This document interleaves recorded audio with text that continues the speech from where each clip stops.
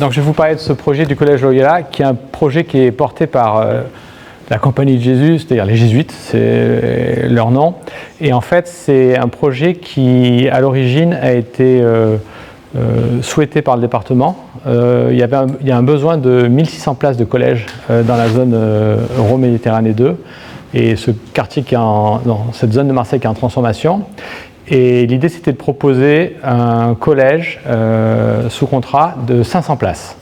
Donc il y aura des classes de la 6e à la 3e qui seront disponibles. Et c'est un projet qui est porté localement par le Collège de Provence, qui est une autre école jésuite ici. Et il faut savoir que les jésuites ont déjà été impliqués à 2 reprises sur ce type de projet. Le premier, qui est très méconnu, vous connaissez peut-être le collège Saint-Mauron, qui est en co-tutelle avec, depuis 11 ans maintenant, je crois, avec les jésuites et le diocèse, qui était un peu en difficulté et qui a pu se transformer. Et un autre projet en Belgique qui a été initié, qui a le même profil que le Collège Loyola et qui a un grand succès, un peu la même typologie, comment aider certains quartiers à se développer pour pouvoir transformer et proposer une éducation à des jeunes qui sans doute n'auraient pas pu y avoir accès.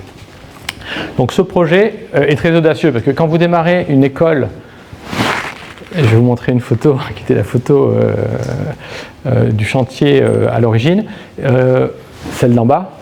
Vous avez un terrain plus que vague et l'idée c'était de créer cette école qui est actuellement en construction. Donc vous voyez le projet qui était avec les maquettes et c'est un collège qui sera sur 3 étages et qui permettra d'accueillir, comme je vous disais, 500 personnes et qui a vraiment vocation à transformer le site et aussi accueillir le quartier pour en faire un lieu de vie. Et aujourd'hui, c'est un collège qui va, comme je vous disais, accueillir des enfants à la rentrée de septembre. Donc il sort de terre, il est physiquement sorti de terre, là il est en train d'être finalisé. La construction sera terminée pour le mois de juin et les premiers élèves arriveront de 6e. Donc on va d'abord ouvrir la classe de 6e, puis 6e, 5e, ainsi de suite. Donc les premiers élèves arriveront au mois de septembre pour la rentrée scolaire. Et on a déjà plus de 80% de cette première promotion qui est inscrite. Donc c'est vraiment un projet qui avance, qui est très concret et tangible. Comme le disait tout à l'heure David, c'est quelque chose qui a un impact. Aujourd'hui, on a donc avancé les travaux, ça c'est des photos qui datent d'il y a quelques semaines. Le collège a été construit sur 3 étages et le rez-de-chaussée, c'est toutes les pièces un peu de vie pour l'école, mais aussi, comme je vous disais pour le quartier, il y a la cantine évidemment, vous avez une salle de théâtre, une salle de spectacle, un auditorium, et les classes sont dans les étages avec les laboratoires, etc. Ce qui permet de permettre à ce lieu d'être aussi un lieu de vie du quartier, et pas seulement une école pour les élèves qui y viennent. Et ce qui est assez intéressant, comme je vous le disais, la rentrée scolaire aura lieu en septembre, et on va proposer un projet éducatif atypique. Je vous ai mis une citation qui est un peu ancienne, elle date du XVIe siècle, et déjà les jésuites étaient axés sur l'éducation. Et ils avaient compris que c'était quelque chose de fondamental qui pouvait transformer le monde. Et il y a un système qui est à mes yeux très simple dans l'éducation jésuite que j'ai eu la chance de recevoir, et qui est la suivante. Et, je dirais qu'il y a 3 piliers, 3 étapes. Le premier, c'est aider le jeune ou la jeune personne à découvrir ses talents. Parce qu'il y a une hypothèse fondamentale, c'est que tout le monde a des talents. Tout le monde.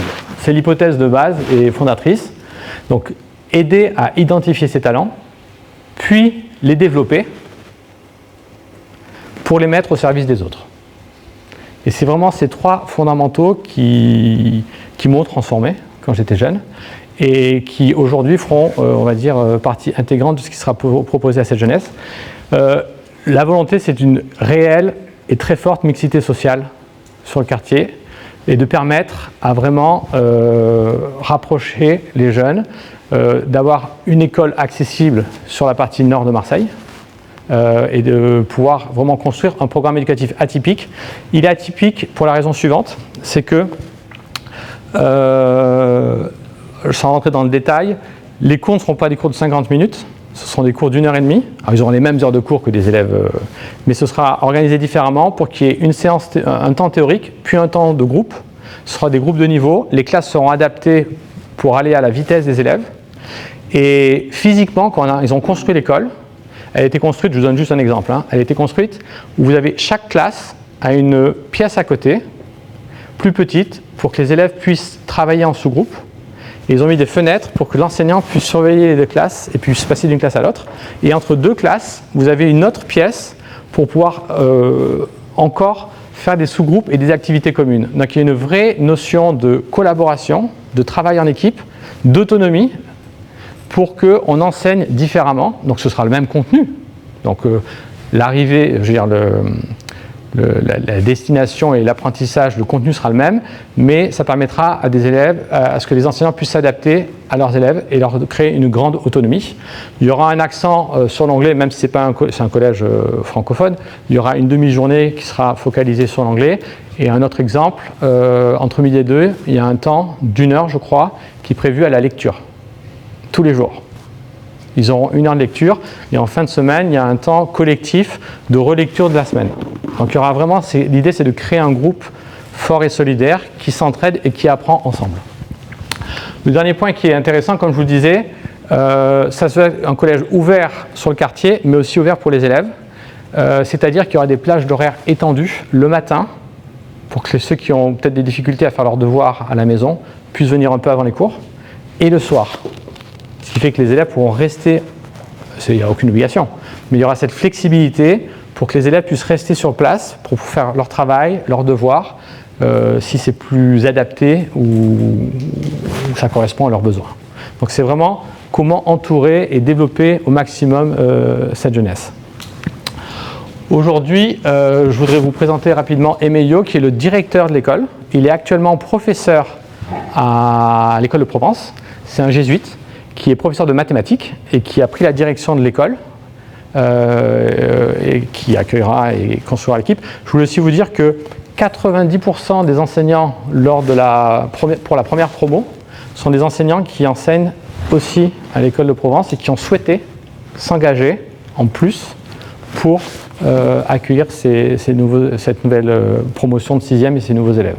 Donc il y a vraiment eu un engagement des enseignants de l'école pour ce collège et l'avenir, ce qu'on peut créer à Marseille. Très rapidement, je voudrais vous parler aussi du fait que, comme le disait tout à l'heure Xavier, c'est un projet qui est assez ambitieux. On a acheté le terrain et construit l'école. C'est un projet qui a demandé l'engagement des écoles du réseau jésuite, donc des jésuites et des écoles qui remboursent un emprunt sur 15 ans. Et quand je dis des écoles, c'est toutes les écoles de France.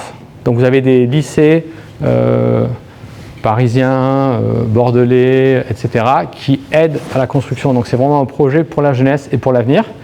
On a fait appel à un grand nombre de donateurs aujourd'hui qui ont aidé à permettre la réalisation de ce projet. S'il n'y avait pas eu les donateurs fondateurs, on n'aurait pas pu tourner la clé. Et aujourd'hui, on essaie d'avancer là-dessus. Et très rapidement, on a un besoin résiduel de 1,4 million d'euros pour clore ce projet. Et je vous parle en 2 mots de la fondation Massilia Ignace Éducation, qui est là pour aider ce projet aujourd'hui, mais qui a été fondée pour soutenir tous les projets d'éducation sur Marseille dans la durée, et donc pour devenir un acteur dans le temps à Marseille et aider la jeunesse. Ici, c'est une fondation d'utilité publique, c'est une fondation abritée par la fondation de Moncheuil qui est d'utilité publique. Et aujourd'hui, c'est vraiment cette notion d'investir les quartiers. Et qu'est-ce qu'on peut demander aux transformeurs ? Si vous pouvez parler autour de vous, du projet, nous aider, si vous le pouvez, avec votre réseau via des dons, comme je vous l'ai dit, pour nous aider à compléter, et aussi voir comment on peut inscrire cette transformation dans la durée avec tout le réseau que vous avez créé. Et moi, la plus grande fierté que je puisse avoir, c'est que dans 10 ans, je croise l'un d'entre vous qui me dise qu'il vient d'embaucher un jeune qui sortait de ce collège. Et ça, pour moi, ce sera vraiment une mission accomplie. Merci pour votre attention.